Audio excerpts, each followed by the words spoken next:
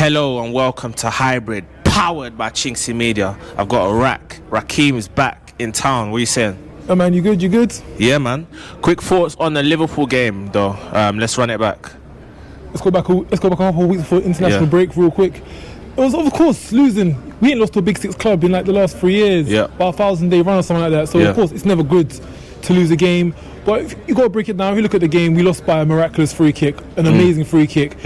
Game was pretty even up until then. They couldn't break us, we couldn't break them.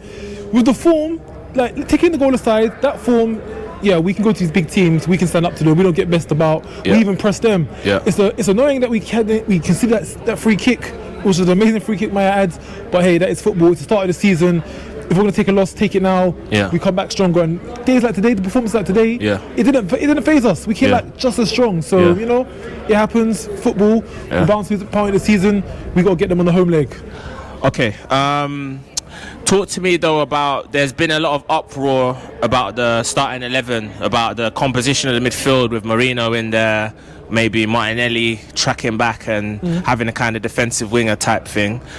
But I was saying to Kivsy that you see what Arteta was doing, the systematic style of football, is yielded them results against the Big Six over those 3 years. So now all of a sudden, do you want to just open up and leave yourself more open to defeat? You could be on the end of a hiding. So what, 2022, 2023, we went to Etihad at the end of the season, and we got back, April 22, We completely fell apart, we completely crumbled. Capitulated. But we didn't have, some of the depth of players that we have now. We didn't have the experience, didn't have the know-how. And I think since then, he's not wanted to go to those places and just get embarrassed. But we've changed. We've grown as a team since then. We don't need to sit on the back foot. We don't need to have a defensive strategy against the teams anymore. I think it's time we go to these grounds and from the get-go, we try and bring the fight to them, because we're good enough to. It's not like back 2022, 2023. I hear you, but it's like a fine line between going slightly more open and then at Anfield, you're 1-0 down, suddenly you're 2-3-4.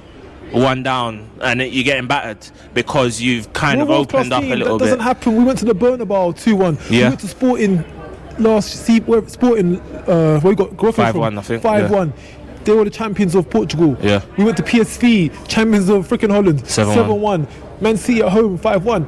Crystal Palace 5-1, West Ham 5-3 or 5-2. There we go. Chelsea 2 years ago here 5-0. So home and away, we can go to these teams and absolutely batter them when they open up to us. So why can't we go to Anfield? Why is there just Anfield and Etihad? Why is there just these two grounds that we just can't go to? But around that, we're battering everybody else. We're giving everybody else the work, but we just can't do it at those two stadiums. No, man, we can do it.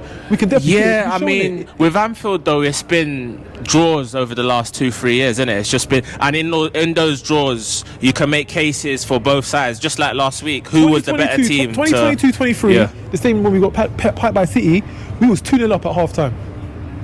The Saka game, Then Saka had got them rolled up. But listen, we was 2-0 up. Was it 2-0 or 2-1 at half time? It was 2-1, but either way, by 30 minutes, 40 minutes, it was 2-0. We were playing off the park as well. It was in our hands. Shaq had that title haul. I don't want to put it all down to that. I don't want to do that. The goals were on the table. We had it in our hands. We let it fall. That was our own fault. That could have been the curse broken right then and there. So, you know, we've shown glimpses of being able to do it.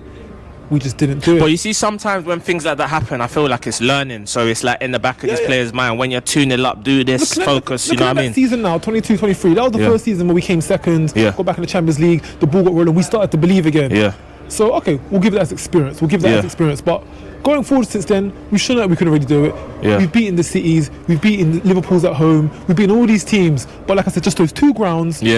We seem to come there and straight away we stick our feet in the mud and hold that back line. And Okay, man. Let's talk about today's game though. Nottingham Forest. I think it's probably 12 months on from the last time we played them, where we beat them 3-0. We've won 3-0 again. Talk to me, man. No, it was good because remember Nottingham Forest were third for the best part of last season. They were really campaigning for Champions League. They got fifth. They had a standout season. They were probably one of the breakthrough teams of last season that no one expected them to have such a great season. And we've dealt with them pretty handily today. What I liked about today is looking at our lineup. After Odegaard went off, we had no Saka, no Odegaard, no Rice. 3 of our main stars from the last 2-3 years didn't barely play today. But yet we still turned over the results. We still got it done. If you look, even going a bit further back, Saliba out. Zubamendi only stepped in this year. Havertz out.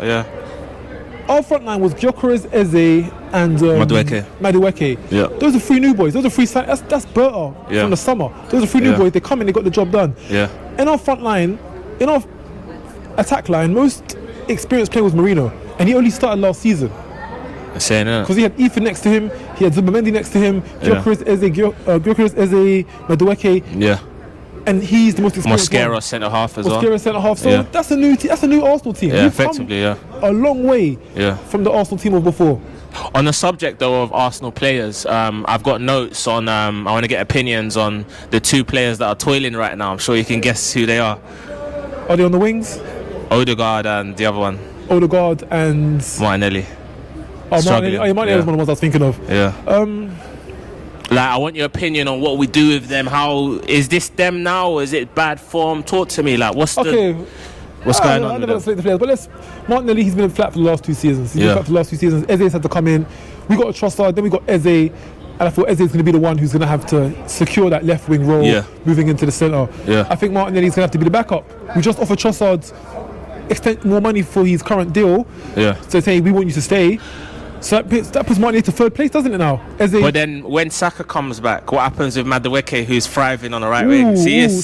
Yeah, I like it like this because of course Saka's gonna come back, he'll get his spot, but he's gonna have to keep up the par. If you have games where you don't show that you got that glimpse, you're not showing that star, Madueke will be there. Madueke will be that 60-minute substitution in the second half. He's gonna be that guy. So it's good though. It's good that you've got competition. Even Mosquera putting a solid performance today and at Anfield. So Saliba, you now have to also watch. If you're not on point, don't look great in training, there's going to be sun on your heels. And we need that healthy competition. Yeah. 2 players in every role. If you're not playing your part, you're going to back. Last year, Myles Skelly, he was our man at left back. Yeah. But now that Calafori's fit, he's amazing. For me, he's probably been our player of the season so far. Calafori, exactly. Yeah. So even though as good as he was last year, he was nominated for the junior, the junior Ballon d'Or. Who? Calafiori? Skelly. Oh, Myles Lewis Skelly. That trophy. Oh yeah, the young player thing. The young player of the year for the Ballon d'Ors. He got nominated for that, but yet he's starting on the bench because Calafori's fit. So nothing's guaranteed here, game by game, nothing's guaranteed. You know what? The guy. You know what I thought of today? You know that Mosquera? He reminds me of Rudiger. That just fast, athletic. Looks thin, but he's a rapid and he's very strong and he's just he'll bully you. He'll kind of say, come on then, and just enforcer. Yeah. Yeah, we need that. We need that. Gabriel and Saliba have been amazing in the back too for the last 3 years for us. Yeah. But just knowing now that it's another centre back who's on level, not experienced. Yeah, I'm not going to write off Saliba. Yeah. Mosquera's still got a lot to learn, but we've got another centre back who can fill in and who's going to keep you on your toes and who, of course, Saliba's been linked with Madrid for the last 2 years now. Yeah. If he eventually does go for whatever price, we've got someone who can fill in the gap, fill in his shoes, and developmentally get better one day. But I'm hearing that Saliba and Saka effectively have signed the contract, but it's just not been put out yet. Brilliant. I'm over the moon. I'm more than happy. But at the same time, one thing I've learned over the last 3 years of Arsenal, the team that we had 3 years ago with Xhaka, it's dwindled out now, isn't it? Saka, Martinelli, Odegaard, Jesus. I love that team. They deserve Reece Nelson, that banger for Bournemouth. They deserve the title, but we have phased out. We're on the next phase. We're on the next set of players. So this is elite. We're like 3rd favourites for the Champions League. We're an elite team now. Yeah, we're now an elite team. I'm expecting us to really go for that Champions League. I want PSG again. You know the way I felt you went there, innit? You went to Paris. The way I felt in May, I want them again. And especially Barcelona 06, I was crying when we lost that game. It was raining in London, raining in Spain. I'm excited for the team. We've got a new team. They look like they're firing. Give us a few more games. Give us a few more. Then those big Champions League clashes, those rematches, those rivalries, those grudge matches. Yeah, bring on the Barca's, bring on the PSGs. The way we did with Madrid last year, we've shown we've got the ability to do it. There's been glimpses of it. We beat the Dutch champions last year, the Spanish champions last year. We power drive Madrid. We power drive Man City. We played the Italian champions, but we lost to a penalty, and I felt we outplayed them in that game. No, they weren't challenges. No, Inter Milan. Atlanta. No, Inter Milan. They won the league when we played them. They did win the league, didn't they? But they beat us by a penalty. Yeah. But even the year before, Atalanta, we drove them, and they won the season before. No, it was last year, the first game. No. Was it 1-1? No, we drew 0-0 with Atalanta, but they won it the season before we're flipping. No, Atalanta didn't win the Premier. We'll check that. Yeah, We'll check that. But we're going to these top teams. They're just drawing out results, winning games. Not even just winning, bashing them 5-1, 4-1, 7-1 away. Mashing them up, bro. Destroying them. So the ability's been there. We just need a season. We bring it all together, and we've made the signings. 6 signings, or no, I say 8 signings. 8 signings. I think 6 started today. 6 of the new ones. 6 new signings started. They're all playing in effect. They're not just there to perform the bench. Yeah. So yeah, why not? When it comes to January, knockout stages, yeah, we'll be there. Come on, man. All right. Yeah.